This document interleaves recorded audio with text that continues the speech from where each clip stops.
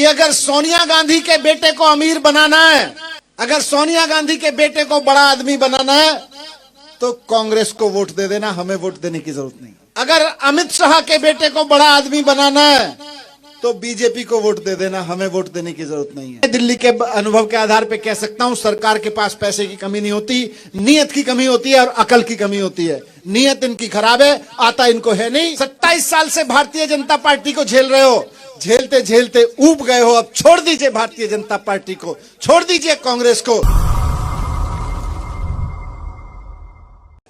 आप सरकार बना दो। ये अरविंद केजरीवाल जी की टीम है, आप सब लोग यहां बैठे हैं, इधर बैठे हैं। आपको गिफ्ट में जिन लोगों ने भ्रष्टाचार किया है उनको जेल में ले जाकर गिफ्ट देंगे। मैं दिल्ली में बदनाम हूं समय से पहले आने के लिए बाबूजी। मुझे कोई कहता है 10 बजे आना है तो मैं 9:55 पे पहुंच जाता हूं, और कई बार तो 9:45 बजे पहुंच जाता हूं। फिर गाड़ी इधर उधर घुमाता हूं, अपने ड्राइवर को बोलता हूं देखना बाजू में कोई स्कूल हो तो सरप्राइज इंस्पेक्शन कर लेते हैं जरा। लेकिन मैं मानता हूं आज देरी हुई, उसके लिए मैं सबसे हाथ जोड़ के माफी मांगता हूं। आप सब लोग इंतजार कर रहे हैं। मैं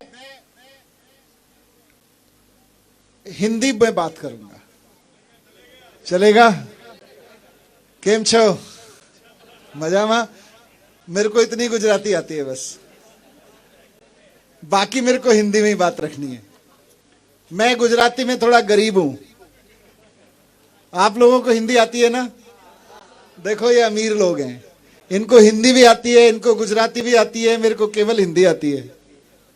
आपकी अमीरी को नमस्ते है, आप बहुत बड़े लोग हैं, बहुत दरिया दिल लोग हैं। मैं दिल्ली से आके आपके बीच जो बात भीमा भाई ने कही, 2015 में मौका मिला डिप्टी चीफ मिनिस्टर के रूप में काम करने का अरविंद केजरीवाल जी के साथ। जब 2015 में काम करना शुरू किया तो वहां के सरकारी स्कूल, अभी भीमा भाई बता रहे थे कि यहां पे बड़ा खराब है, यहां से भी खराब होते थे, जाले लगे रहते थे, टूटे पड़े रहते थे। लोग कहते थे ये तालाब वाला स्कूल है, तीन टप्पर वाला स्कूल है, टेंट वाला स्कूल है, ऐसे ऐसे नाम रखे हुए थे लोगों ने सरकारी स्कूलों के। बाबूजी मैं एक स्कूल में गया, अभी जैसे आशीर्वाद में बच्चे को बोलते हैं ना, बच्चे तो देश का भविष्य होते हैं, सब लोग बोलते हैं। मैंने भी एक बच्चे के सर पे हाथ रख के बोला वहां, जैसे इतना बड़ा बच्चा था जितने बड़े बच्चे यहां खड़े हैं। मैंने वहां बच्चे को बोला बेटा तुम तो देश का भविष्य हो, ठीक से पढ़ना। 2015 में जब पहली बार स्कूल गया था, मैंने एक बच्चे को बोला बेटा तुम देश का भविष्य हो, ठीक से पढ़ना। तो सरकारी स्कूल का बच्चा मेरे को बोलता है सर हम देश का भविष्य थोड़ी हैं, हम तो सरकारी स्कूल के बच्चे हैं, देश का भविष्य तो प्राइवेट स्कूलों में पढ़ता है। छोटा सा बच्चा, ये बच्चे खड़े ना अपने छोटे छोटे उम्र के, इतना ही बड़ा बच्चा था, मेरे को अभी भी याद है, मेरी आंखों में आंसू आ गए। ये छोटा सा बच्चा इतना बड़ा सच बता गया कि सरकारी स्कूलों में देश का भविष्य नहीं बढ़ता। उसके बाद से कसम खा ली कि सरकारी स्कूलों में जो बच्चे पढ़ते हैं उन्हीं को देश का भविष्य बनाना है। और इतनी मेहनत की, सुबह 6 बजे उठ के रोजाना स्कूल चला जाता था, किसी ना किसी स्कूल में जाता था, खूब मेहनत की। अरविंद केजरीवाल जी IIT से पढ़े हुए हैं, इंजीनियर हैं, उन्होंने भी खूब मेहनत की। आज दिल्ली के सरकारी स्कूल दिल्ली के और देश के बड़े बड़े प्राइवेट स्कूलों को पीछे छोड़ चुके हैं, ये मैं आपके साथ बताना है। और केवल 5 साल में पीछे छोड़ चुके हैं, लंबा समय नहीं लगा। आज दिल्ली के सरकारी स्कूलों में गरीब लोगों के ही बच्चे पढ़ते हैं, ज्यादातर अमीर लोगों के भी आने लगे हैं।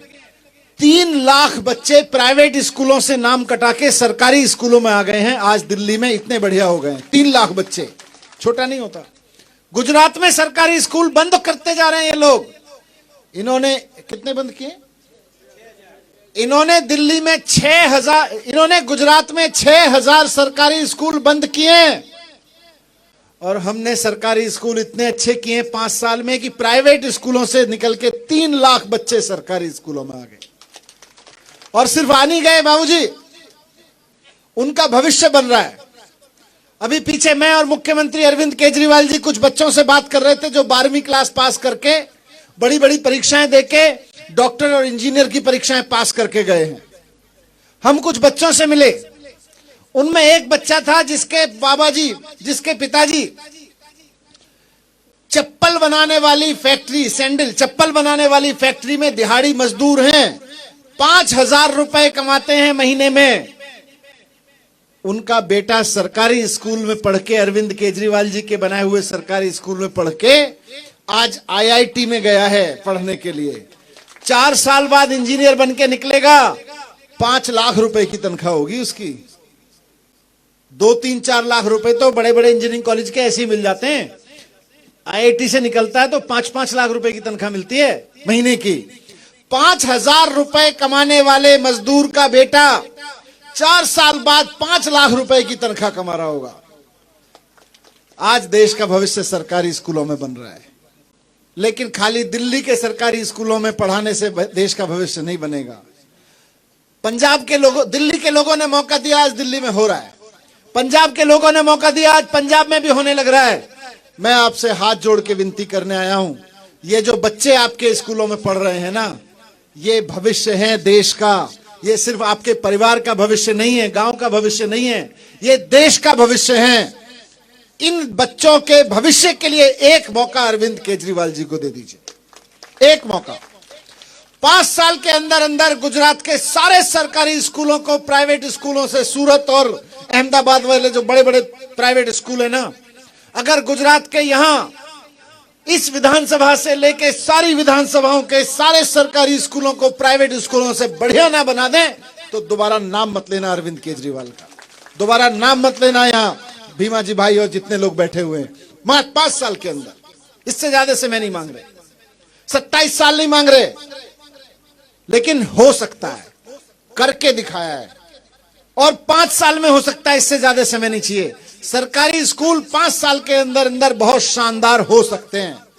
तो आज मैं आपसे सबसे हाथ जोड़ के विनती यही करने आया हूं, नौजवान साथियों से भी, आपके भी बच्चे होंगे, शादी वादी करोगे अभी थोड़े दिन में, तो उनकी खातिर, जो ये बच्चे खड़े हैं इनकी खातिर, आपके पोतों की खातिर, कि अगर सोनिया गांधी के बेटे को अमीर बनाना है, अगर सोनिया गांधी के बेटे को बड़ा आदमी बनाना है, तो कांग्रेस को वोट दे देना, हमें वोट देने की जरूरत नहीं है। अगर अमित शाह के बेटे को बड़ा आदमी बनाना है तो बीजेपी को वोट दे देना, हमें वोट देने की जरूरत नहीं है। लेकिन अगर अपने घर में बैठे हुए लड़के लड़की को बड़ा आदमी बनाना है पढ़ा लिखा के, तो केजरीवाल जी के झाड़ू पे वोट लगा देना। 5 साल के अंदर अंदर उनके स्कूलों को इतना शानदार कर देंगे कि आपको दोबारा देखने की जरूरत नहीं पड़ेगी, आपको इधर उधर देखने की जरूरत नहीं पड़ेगी। और बात खाली स्कूलों की नहीं है, अस्पताल, आज सरकारी अस्पतालों का हालत यह है, अभी भीमा भाई ने बताया MRI मशीन नहीं है। भाई जी आप तो MRI मशीन की बात कर रहे हो, अभी मैं सुबह सिद्धपुर के बाजू के एक स्कूल अस्पताल में लेके गए मुझको, वहां के लोग बोले जी ये देखो अस्पताल है, 70 करोड़ में एक बहुत, 70 करोड़ समझते हैं बहुत बड़ा पैसा होता है, 70 करोड़ में 8 साल पहले एक बहुत बड़ी बिल्डिंग बनाई गुजरात की सरकार ने, बीजेपी की सरकार ने, और 8 साल पहले 70 करोड़ रुपए वहां खर्च करके वहां पे ना बेड लगाया, ना कोई मशीन लगाई, ना डॉक्टर लगाए, ना कोई दवाई लगाई। वो बिल्डिंग सड़ रही है पड़ी पड़ी, वो बिल्डिंग बीमार हो गई। जनता के 70 करोड़ रुपए डूब गए, क्योंकि करोड़ों रुपए का अस्पताल बनवा के, बिल्डिंग बनवा के जिसने ठेके में खाना होगा खा लिया होगा। अब अगर डॉक्टर लगाने पड़ेंगे तो तनख्वाह देनी पड़ेगी, दवाई लगानी पड़ेगी तो तनख्वाह देनी पड़ेगी, इसलिए वो अस्पताल बर्बाद पड़ा है। वो किसके, इनके पिताजी का पैसा थोड़ी है। जो 70 करोड़ रुपए इन्होंने लगाया था वो हमारा और आपका पैसा है, आप सब लोगों ने टैक्स से दिया था अपने अस्पताल बनवाने के लिए, वहां पे बर्बाद कर दिया। अस्पताल बनाना नहीं आता बीजेपी को, स्कूल चलाना नहीं आता बीजेपी को। 27 साल हो गए, आप सबको याद होगा, अमित शाह जी को तो जानते हैं आप ही ने गिफ्ट दे रखा है दिल्ली वालों को। 27 साल हो गए आपको इनको देखते देखते। 27 साल में अगर अमित शाह जी की कोई पुरानी एक फोटो निकाल के कह दे कि अमित शाह जी स्कूल में गए थे, लेकिन जब से गुजरात के लोगों ने तय किया है कि अब तो परिवर्तन होके रहेगा स्कूल के लिए, तो अमित शाह जी अहमदाबाद के म्युनिसिपैलिटी के स्कूल में आके फोटो खिंचवाने लग रहे हैं डर के मारे। ये आपका डर है, मेरा डर नहीं है। कि गुजरात के लोगों ने अगर एजुकेशन पे वोट दे दिया, लोग कहेंगे अरविंद केजरीवाल जी ने इतने स्कूल बनवाए, मनीष सिसोदिया ने इतने स्कूल बनवा रखे, भगवंत मान पंजाब में इतने स्कूल बनवा रहे हैं, आप 27 साल से स्कूल क्यों नहीं बनवाए आपने? तो दिखाने के लिए एक स्कूल में जाके एक फोटो खिंचवाया अमित शाह जी ने अभी कि देखो मैंने भी फोटो खिंचवा रखे हैं स्कूल में। यह आपकी ताकत है कि अमित शाह जी जैसे आदमी को स्कूलों में उतरना पड़ा। इस ताकत को थोड़ा और मजबूत करिए। अमित शाह जी जैसे आदमी अब घर बैठे, आप अपने बच्चों को स्कूल पढ़ाना के लिए करिए। तो मैं आपको बस यही विनती करने आया कि स्कूल बनवाएंगे, गारंटी है केजरीवाल जी की। अस्पताल बनवाएंगे, गारंटी है केजरीवाल जी की। नौकरी 10 लाख नौकरियां केजरीवाल जी की गारंटी है। दिल्ली में 2 लाख नौकरी दे चुके हैं, सरकारी नौकरी 2 लाख लड़के लड़कियों को सरकारी नौकरी दे चुके हैं। तो दिल्ली की बात है, गुजरात में 10 लाख नौकरियां खाली पड़ी हैं। 10 लाख नौकरियां देंगे और पेपर जब कराएंगे तो पेपर फूटेगा नहीं, पेपर फोड़ने वाले को जेल भेजने का कानून पहले लेके आएंगे। यह गारंटी है अरविंद केजरीवाल जी की। और जब तक नौकरियां नहीं देंगे तब तक 3000 रुपए का बेरोजगारी भत्ता हर महीने नौजवानों को मिलेगा। यह अरविंद केजरीवाल जी की गारंटी है। देर हो गई है, महिलाएं नहीं बैठी हैं यहां पे, लेकिन महिलाओं के लिए बहुत इंपॉर्टेंट है। महिलाओं के लिए अरविंद केजरीवाल जी ने कहा है कि हमारी बहनों को 18 साल से ऊपर की लड़की कॉलेज में जाती है, उसको कुछ पढ़ने लिखने के लिए सामान चाहिए होता है, पैसे चाहिए, पिताजी से मांगने पड़ते हैं, भाई से मांगने पड़ते हैं। थोड़ा बड़ा हो जाती है, शादी वादी हो जाती है, बच्चे होते हैं, तो बच्चों के लिए थोड़ी थोड़ी चीज के लिए पति से मांगना पड़ता है, किसी से लेना पड़ता है। और बड़ी हो जाती है तो नाती पोते हो जाते हैं, नाती पोते को देने का मन करता है कुछ। बेटी घर में आई, उसके हाथ में कुछ 50 रुपए थमा दो, 100 रुपए थमा दो, पति से मांगना पड़ता है। इसलिए अरविंद केजरीवाल जी ने कहा कि गुजरात की हर महिला को जो 18 साल से ऊपर है, उसको हर महीने 1000 रुपए स्त्री सम्मान राशि दी जाएगी अपने खर्चे के लिए। हर घर की हर महिला को 1000 रुपए।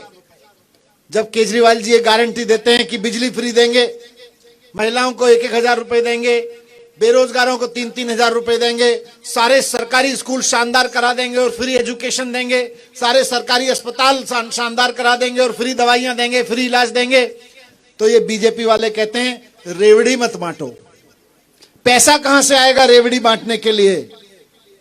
मैं बताता हूं पैसा कहां से आएगा। मेहसाना के एक विधायक है, मंत्री भी रहे हैं, नाम लेने का कोई फायदा नहीं है, हमारे सारे पत्रकार बंधु जानते हैं, नाम लेने लग रहे हैं। मेहसाना के विधायक महोदय राजनीति में आने से पहले उनके पास 4 बीघा जमीन थी। 4 बीघा जमीन से 1000 बीघा जमीन के मालिक बन गए। वो कहां से आ रहा है ये पैसा?